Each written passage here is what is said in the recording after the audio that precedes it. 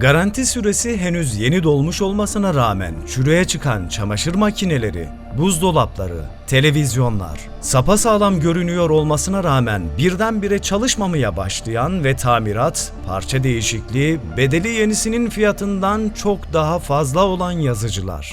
Sürekli yapılan güncellemelerin ardından 2 yılın sonunda artık yeni çıkan hiçbir programı düzgün çalıştıramadığı için ıskartaya ayrılan akıllı telefonlar. İlk giyişte kaçan çoraplar, 1 yıl bile dayanmayan ayakkabılar. Tüm bunlar hiç kimsenin sakınamadığı yaşamın acı gerçekleridir. İnsanların giydiği kıyafetlerin, kullandığı araba ya da eşyaların sosyal yaşamda onları tanımlayan göstergeler haline geldiğini, işlevden ziyade daha fazlasına, daha yenisine, daha teknolojik olanına sahip olma isteğinin baskın olduğunu görebiliyoruz. Ürün ömürlerinin kısalması da işte bu resmin, yani doğrusal ekonomi sisteminin bir parçası.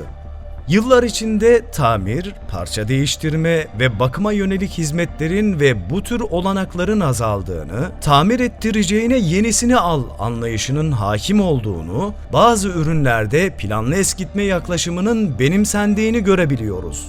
Yani tüketim, tüketim ve yine tüketim. Al, kullan, at ve yenisini al. Bunları yaparken de hızlı ol.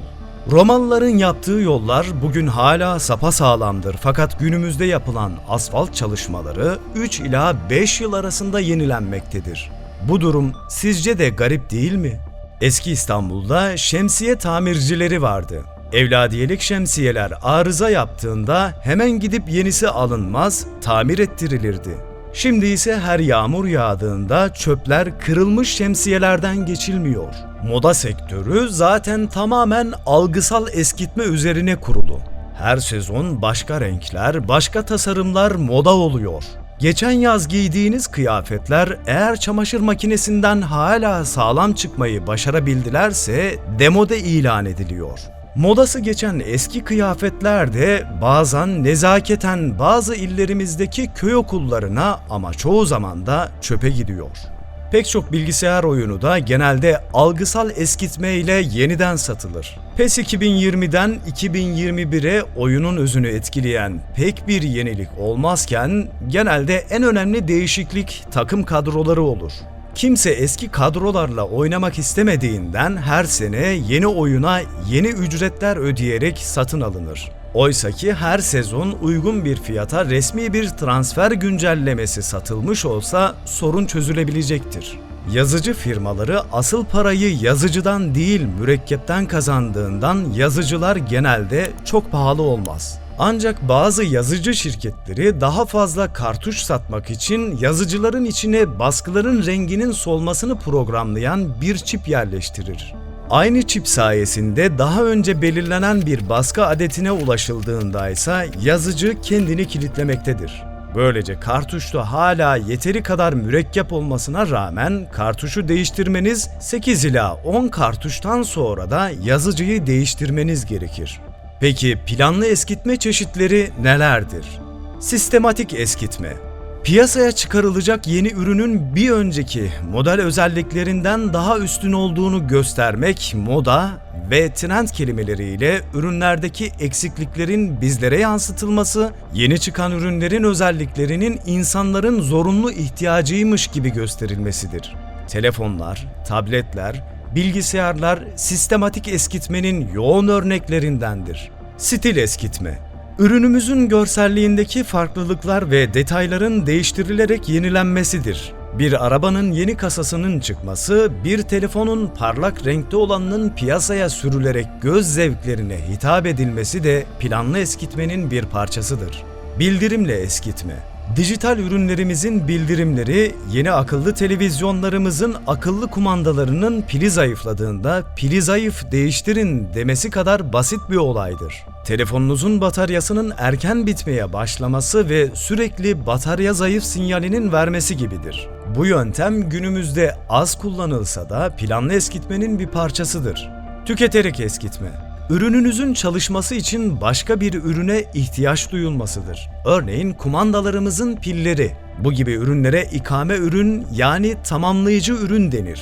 Tüketerek eskitme, yani diğer bir ürüne ihtiyaç hissettirir. Başka bir örnekse bu şarj bataryasını alırsan telefonun şarjının bitmemesine yardımcı olur gibi pazarlama stratejileridir. Büyüklerimizin eskiden evladiyelik olarak nitelendirdiği ürünlerin hangisi için şu anda aynı ifadeyi kullanabiliyoruz?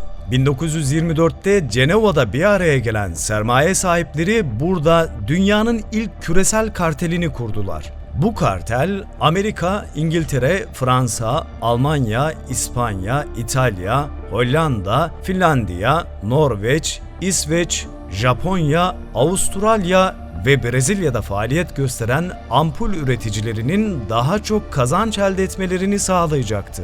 Ayrıca böylelikle ampul üretimini kontrol edip dünya pazarını kendi aralarında bölüştüler. Kartelin adı Fibes. Fibes karteli ilk iş olarak uzun ömürlü ampul üreten şirketlerin kapanması için her şeyi yaptı. Bunlar arasında hükümetlere para verilmesinden tutun, bu şirketlerin ham madde bağlantılarını engellemek, kötü imajlı haberler yaptırmak dahil. Thomas Edison'ın 1881 yılında ticari amaçla ürettiği ampul 1500 saat çalışıyordu. Bu bir rekordu çünkü Edison kendi filamanını ürettiğinde bu filaman 3 dakikadan fazla ışık vermiyordu. Şimdi ise 1500 saat ışık verebilen ampul büyük bir başarıydı. 1924'te 2500 saat yanabilen ampullerin reklamları yapılıyordu. Kartel de bu yıl kurulmuştu ve amacı şuydu: ampullerin ömürlerini 1000 saatle sınırlandıralım. Kartel 1925'te ampullerin teknik olarak 1000 saat çalışmasını düzenleyecek bir komite tayin etti. Kartelin adı 1000 Saatlik Ömür Komitesi. Nasıl yani? Daha çürük ürün yapmak için deney mi yaptılar? Evet, daha çürük ürün demek daha fazla tüketim demekti. Böylelikle kartel daha fazla para kazanacaktı. Hatta kartel kendi üye şirketlerini bile 1000 saatlik ampul üretiyorlar mı diye denetledi. 1925'ten 1927'ye kadar 2 yılda ampullerin ömrü 2500 saatten 1500 saatin altına düşürüldü. 1940 yılında kartel amacına ulaştı ve tüm dünyada ampullerin ömrü 1000 saat olarak standartlaştı. Böylece bir ürünün ömrü ondan elde edilecek karla ters orantılı şekilde belirlendi. Peki tüketiciler olarak ne yapmalıyız? Bir ürünü yenisiyle değiştirmek fikri aklımıza geldiğinde kendimize sormamız gereken 2 şey var. Bu gerçekten eskidi mi ve yenisi gerekli mi? Yoksa sadece eskimiş olduğu algısına mı kapıldık? Bunun analizini iyi yapmalı ve ona göre hareket etmeliyiz. Aynı zamanda planlı eskitmenin bir oyun olduğu fikrinden ziyade diğer birçok pazarlama stratejisinden sadece biri olduğunu bilerek tüketim davranışlarımıza yön vermek de önemlidir.